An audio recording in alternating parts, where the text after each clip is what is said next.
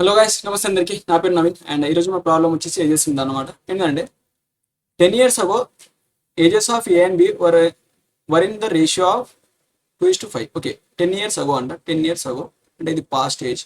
Past ఎంత ఉంది మనకు వచ్చేసి 2:5 ఉంది.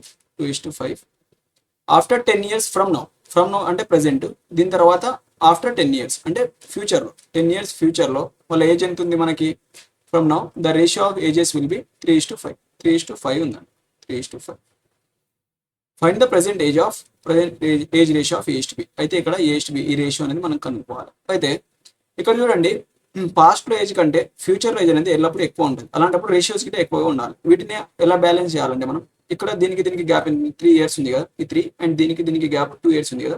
ఈ 2తో మీరు దీన్ని మల్టిప్లై చేయండి అండ్ ఈ 3తో మీరు దీన్ని మల్టిప్లై చేయండి. చేస్తే ఏమొస్తుంది మీకు 2 to the 4 2 5 10.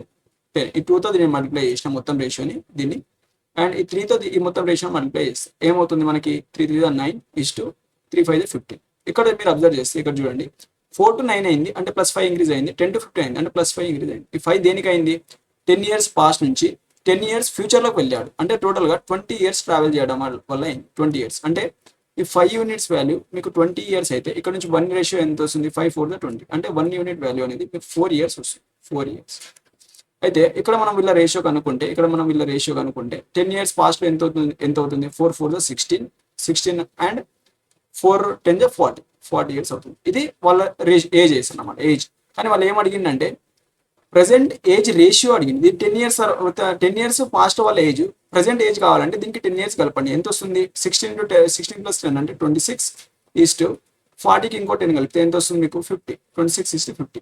దీన్ని కనుక మీరు క్యాన్సిల్ చేస్తే 2 13 times 25 అంటే 25 times అంటే ఎంత వస్తుంది మీకు? 13:25 అంటే ఏ అనేది మీ ఆన్సర్. నెక్స్ట్ ఈ క్వశ్చన్కి ఆన్సర్ ఏంటో మీరు కామెంట్లో చెప్పండి. అండ్ యాప్టిట్యూడ్కి సంబంధించి మీరు ఏ టాపిక్ చూడాలనుకున్నా కానీ మీరు మాస్టర్ మ్యాథ్స్ అనే యూట్యూబ్ ఛానల్ని ఫాలో అవ్వండి. అక్కడ మీకు కంప్లీట్ ప్లేలిస్ట్ అనేది దొరుకుతుంది. Thanks for watching.